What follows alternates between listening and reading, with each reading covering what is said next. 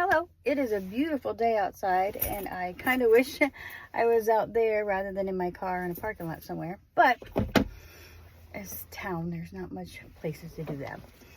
Anyways, I thought I'd do a real quick read. This whole weekend, I spent foraging plants out of my yard and drying them for further use. I have a whole crap load of mugwort, and it's in my mint bed, so it's just gonna die anyway. So I was like, I'm just gonna take that and dry it up. Anyways, so I'm gonna do a quick reading, and then I gotta get back to work. But hopefully I can get out to the tent this evening. I don't know. Last night was nuts. Wore myself out, but I had a lot of fun though. And my daughter in high school is actually doing a botany thing where they're going to be identifying wildflowers today. So I said, that's so cool. You can tell your teacher that your mom's a weirdo and did that all day yesterday. So anyway, so let's do a quick 3 cards. Oops, there's that one on the flow. Okay, so we have the Wheel of Fortune. Okay.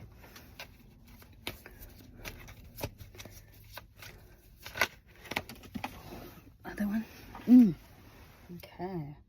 Ooh, Ace of Pentacles. This is looking really good. I was going to bring my Astro dice and I didn't, but it's been cool because then I could say, hey, this is your reading, blah, blah, blah, blah, blah, you know. But, all right. One more. Just one more. I don't want to do more than that because I don't have a lot of time. It's hot in my car. And I just threw a bunch of cards everywhere. Alright. We'll take, if it's just one, I'll take it. There it is. Oh, and the Hangman. Okay, okay. Boop-a-doop, ba-doop. Okay. So, we have the Wheel of Fortune, the Ace of Pentacles, and the Hangman. Okay. 7 of Pentacles and the High Priestess. 7 was on the bottom and High Priestess was on the top. So I feel like, and I always say it's something that you're working on, but I really feel like it is. I think this is a time of really shifting their perspective, especially with the High Priestess and with the 7 of Pentacles. We're working, and we've been working a long time and putting in that work, and it's coming to fruition. And with the Hangman, I feel like we're sacrificing I don't want to say crappy parts of ourselves, but parts of ourselves that are less desirable, that kind of block us in the way. That's kind of where I'm seeing this, because we're at that part in the wheel where, you know, things are kind of, if we work with it, if we go with the flow and we go with the wheel, then, you know, it's going to work in our favor. So I think this is a good, prosperous time, whether it be emotional, physical, or situational, creative maybe. But we're really, there's a change of mindset, and that's bringing us our new outlook and our positive beginning, or positive turn. It doesn't always have to be a beginning. It can also be just like a shift. All right. Oh, it's hot. It's hot in here. All right. I am going to do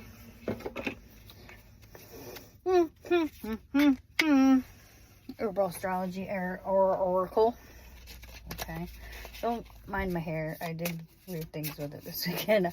I do weird things with it again. So,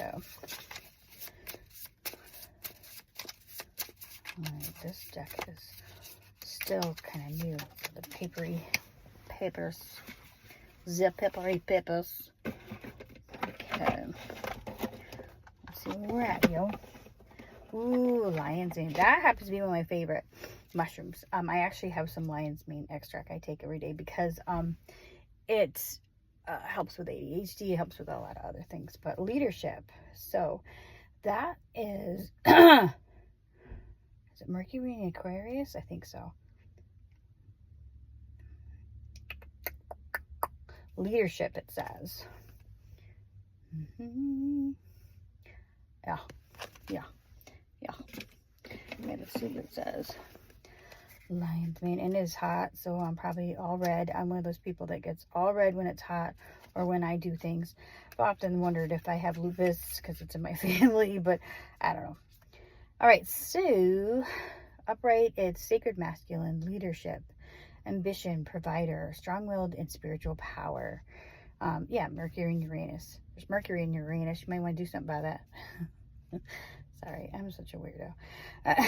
But we all know how awesome lion's mane is. And feeling like, for me, this is kind of like a personal, and I am so sorry that I'm all red. But like, I kind of have this stopping with my my herbology and interests. I think because I get discouraged because I try to I'm one of those people, I put too much stuff, like too much effort into everything, and like I'll go gung-ho into everything all at once, and then I peter out because I put too much effort, and then other things fall away. But I'm kind of learning how to kind of relax with it, and that's giving me the strength in other areas. Like normally, like I would be worried about like all the stress of like planning a road trip. I'm planning a road trip for my family to see like some of the sacred sites in Ohio. I was thinking about taking my girls and my husband and my mother-in-law, because you know we're all Scots right now, so we take her with us everywhere. Besides, she's a big help. She's literally like lives right next door, might as well be in the house.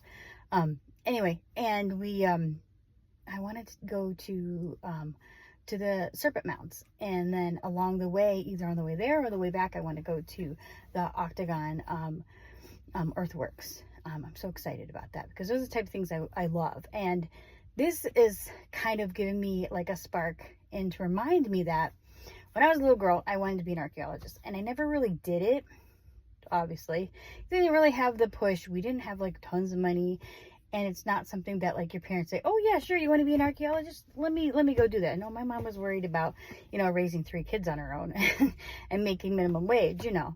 So and I was kind of an ornery child. I'm sure I caused a lot of trouble, but I've always been fascinated with that kind of thing. And it's like, this is something that like I don't have to go and spend millions of dollars and try and stress myself out. I can do things here. There are things here that spark that same interest, that spark that same curiosity, and that knowledge that I want to pass on to my girls too, because they're like me, especially the older two. They'll love this. They'll just be thrilled to death to do this kind of thing. I would love to go camping, but I kind of think my mother-in-law is not really going to go for that. So maybe we could drop her off at a hotel with any of my children that don't want to camp. I don't understand these kids nowadays. When I was a kid, like, that's what we did for fun. We went camping. Like, it was fun. So I don't know.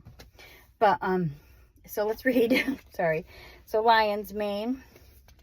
Okay. Guidance. So lion's mane. Lion is a symbol of power, the primordial essence within the sacred masculine, and expresses itself relentless determination, ambition, focus, and will. When we meet lion's mane, we immediately feel a regal, generous presence. I think that's true. When out of balance, vanity and overconsumption block the flow of love coming into inspire ambition. Power isn't powerful when you put others or yourself down. So true. You are a wielder of raw power and may be destructive if consequences are overlooked. Lead your life from a place of compassion, leadership, and the rest will follow. I am a 100% believer in that. I say that about everything, but it's true. Like, I feel like, you know, sometimes it's hard. Like, you want to work on yourself, and you want to do all these nice things for other people, and you don't want to be, you're like, well, what if this person does this? How am I going to be positive? And, you know, I can't be positive all the time. And it's true, you can't. But at the same time, I feel like, when you are, you know, when you're in your best self, when you're working on your best self, and you're really in the right place, all that other stuff falls into place. You're not a jerk. You don't want ill towards others, which I don't think anybody really needs that. But when you're not well in yourself, then subconsciously we kind of do those things, or, you know, we just kind of do things like we're not proud of later. And it's just because, like, when you're not secure in yourself, you're overly protective. So you're always like, you know, you're reactive, or you're overprotective, or you're lashing out when you don't want to. So this whole thing makes me think that that's kind of where we're at. We're looking at things from another angle, as far as, like, you know, leading from like a positive space where we're not trying to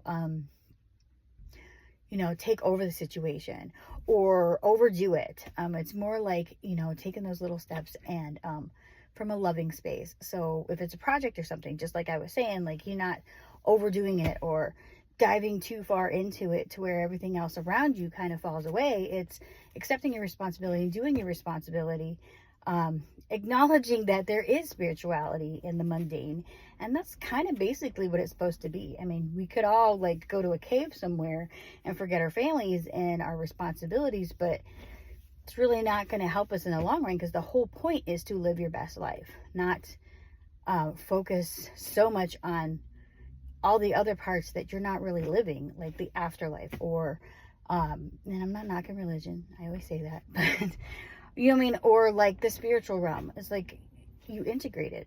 That's how life comes about, right? That's how you do the better life. That's how you come into balance. So I hope this helps somebody. It was kind of a little all over the place, but that's how I do. And not only that, but I'm really hot and I had to roll down my windows and go back to work. Have a good day.